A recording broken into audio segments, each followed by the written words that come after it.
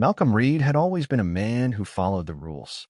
A respected state senator, he made a point to do things by the book, ensuring that his presence in the quiet, predominantly white suburb remained above scrutiny. So when a series of break-ins rattled his neighborhood, he took the necessary precautions, installing a black iron security gate around his home. Before moving forward, he combed through the HOA regulations, verifying that the addition met every guideline. Nothing was out of place. No rule was broken. His daughter, Lena, breathed a sigh of relief. The recent burglaries had left her on edge, and the gate gave her a renewed sense of security. But safety, as Malcolm soon discovered, was only acceptable for certain homeowners. The trouble began just days after the installation. A sharp knock at the door interrupted Malcolm's peaceful afternoon. Standing on his porch was Karen Thompson, blonde, overweight, and radiating entitlement. As the self-appointed HOA enforcer, Karen had a reputation for policing the neighborhood with an iron fist. But Malcolm had never had reason to cross paths with her until now. She didn't bother with pleasantries. Instead, her gaze flicked toward the gate with a disgusted sneer. "We don't need prison gates in this neighborhood," she spat, stressing the word "we" with unmistakable hostility. Malcolm met her glare with measured calm. "There have been multiple break-ins recently. I followed all HOA guidelines before installing it." Karen scoffed, waving a dismissive hand. "Maybe certain people don't belong here if they feel so unsafe." Her words dripped with condescension, the meaning behind them undeniable. A slow, simmering tension filled the space between them. Malcolm refused to rise to the bait. He had dealt with people like Karen before, people who masked their prejudice under the guise of concern. He would not let her drag him into a pointless argument. Instead, he simply nodded, his expression unreadable. Karen lingered for a moment, as if expecting a fight. When none came, she turned on her heel and stormed off, but Malcolm had the sinking feeling this wasn't the last he'd hear from her. The first sign of retaliation arrived the next morning. Taped to Malcolm's new gate was a bright orange violation notice, the fluorescent color garish against the dark iron. HOA infraction, unsanctioned installation. Malcolm read it twice, incredulous. He had double-checked every regulation. His gate was within legal limits. This wasn't about aesthetics or community guidelines. This was about control. Karen wasn't finished. Over the next few days, she lingered near his property like a vulture circling prey. She took pictures of his yard, muttering into her phone. Bogus complaints started piling up. His grass was overgrown. It wasn't. His fencing was improper. It matched multiple homes on the block, and Lena was accused of loitering simply for waiting at the bus stop in front of their house. But the real gut punch came when Lena returned home in tears. She sniffled as she dropped her backpack by the door, eyes red-rimmed. "Sophie said I can't go to her birthday party," she murmured, voice small. Malcolm's chest tightened. "Why?" Lena hesitated. "Because you're ruining the neighborhood." For a brief moment, rage threatened to rise. He tamped it down. "Who told her that?" "Sophie's mom," Lena whispered. "Karen." Malcolm clenched his jaw. He had expected pushback, maybe even pettiness. But targeting his daughter? That was a new level of cruelty. He looked out the window. Across the street, Karen stood in her driveway, arms crossed, talking animatedly with another neighbor. Judy, an older woman who had always been cordial but never warm. As if on cue, Karen glanced in his direction, smirked, and turned away. The unspoken message was clear. You don't belong here. What was more troubling, though, was the silence. The other neighbors had to see what was happening. The unfair complaints, the blatant targeting, the casual cruelty. And yet they said nothing. Malcolm exhaled slowly, pressing a reassuring hand to Lena's shoulder. "Don't worry about Sophie's party," he said. "We'll do something better." She nodded, but the hurt remained. Karen Thompson had made her intentions clear. But Malcolm wasn't about to let her win. This was his home, his neighborhood, and he wasn't going anywhere. Malcolm had had enough. The constant harassment, the veiled threats, and the blatant overreach of power were no longer things he could ignore. Instead of reacting emotionally, he chose to fight smart. He began meticulously documenting Karen's behavior. Every time she showed up unannounced, he snapped photos. When she berated him over nonsense violations, he discreetly recorded her rants. Every underhanded move she made, he logged with precise detail. If Karen wanted to play dirty, Malcolm would counter with hard evidence.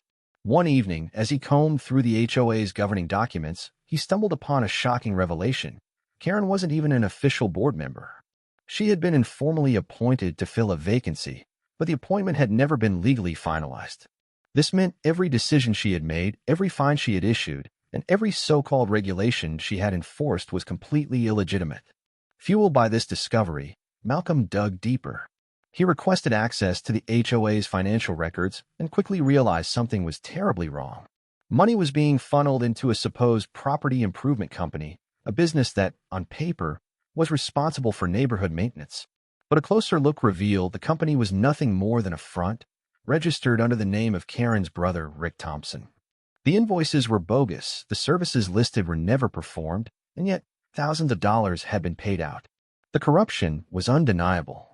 But what made Malcolm's blood boil the most was the underlying racism fueling Karen's relentless pursuit of him. While he had suspected it all along, the more he documented, the clearer it became. She wasn't just targeting him because of a gate, she resented him for being a successful black man in what she saw as her neighborhood. He compiled every piece of evidence he had gathered, her recorded comments laced with racial undertones, the fabricated HOA violations, and now the financial fraud. Armed with the truth, Malcolm was no longer just a frustrated homeowner. He was a man with a case. If there was one thing Karen hated, it was losing control. With Malcolm outmaneuvering her at every turn, she decided to take the most drastic step yet. One afternoon, a demolition crew rolled into the neighborhood. Massive machinery rumbled down the street, stopping right in front of Malcolm's property. The foreman, reading off an order supposedly authorized by the HOA, announced they were there to tear down Malcolm's security gate. Karen stood nearby, arms crossed, her expression smug. But Malcolm wasn't about to be intimidated. As soon as he pulled up to his driveway and saw the bulldozers, he acted swiftly. Stepping in front of the machines, he held up his hand, commanding their attention. "Shut everything down," he said firmly. The crew hesitated, unsure. Karen, however, wasn't backing down. "You don't have the authority to stop this," she barked. "The HOA voted." "That's funny," Malcolm interrupted, pulling out a folder thick with legal documents. "Because you're not an actual HOA board member. And you definitely don't have the authority to hire a demolition crew for illegal property destruction." He let the words sink in before delivering the final blow. "And in case you're unclear on the law, I'm a state senator. Specifically, the one in charge of housing regulations. Which means I do have the authority to stop this." Silence. The demolition crew exchanged uneasy glances. The foreman, realizing the gravity of the situation, quickly signaled for his men to shut down the equipment. Karen's smugness evaporated instantly. Desperate to save face, she lashed out. "You people always think you can play the victim," she spat, her voice shrill with frustration. Gasps rippled through the growing crowd of neighbors who had gathered to watch the scene unfold. The illusion of Karen being a reasonable HOA leader shattered in real time.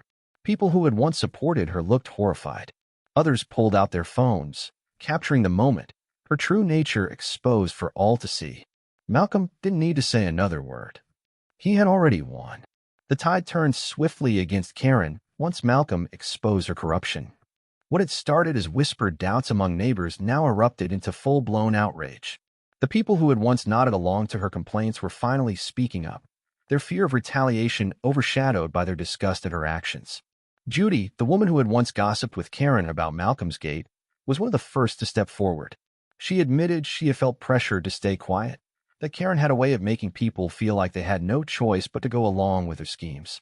Others followed suit, sharing their own horror stories, unjust fines, fabricated violations, aggressive confrontations. The picture became clear. Karen had ruled through intimidation, weaponizing the HOA for her personal vendetta. The HOA board, sensing the backlash, scrambled to distance itself from her. In a pathetic attempt at damage control, they claimed they had been misled and unaware of her financial misconduct. But Malcolm's investigation had already laid bare the truth. The fraudulent payments to her brother's fake property improvement company were undeniable. The authorities took notice, launching an official investigation into the HOA's finances. Karen, now the face of neighborhood corruption, had no choice but to resign. The same people who once tolerated her reign of terror now wanted nothing to do with her. But Malcolm wasn't finished. Exposing her was one thing, holding her accountable was another. He filed a lawsuit for harassment and discrimination, ensuring she would face real consequences beyond just public humiliation. Desperate, Karen tried to shift the narrative. She went from dictator to victim overnight, sobbing about how she was being unfairly targeted and set up. But no one bought it. The evidence against her was airtight: videos of her verbal tirades, witness statements detailing her intimidation tactics, financial records proving her fraud. There was no escape. As the case moved forward, the media caught wind of the scandal. News outlets covered the story of the corrupt HOA leader who had been brought down by a determined homeowner. Karen, once the self-proclaimed queen of the neighborhood, was now a cautionary tale. Justice wasn't just closing in, it had arrived. With Karen gone, the HOA board wasted no time reversing her decisions. The so-called vote to demolish Malcolm's Gate was ruled illegitimate. The structure would stay exactly as it was, untouched and legally protected. The fallout for Karen was swift and merciless. Her resignation didn't shield her from the legal consequences of her fraud, and with the investigation underway, she found herself buried in mounting legal fees. Publicly, she had become a pariah. Once a woman who wielded power over the neighborhood, she now found herself shunned. Parents at the school distanced themselves. Local businesses refused to serve her. Even the few allies she had left pretended they had never supported her in the first place. Then came the final blow. Karen lost her job.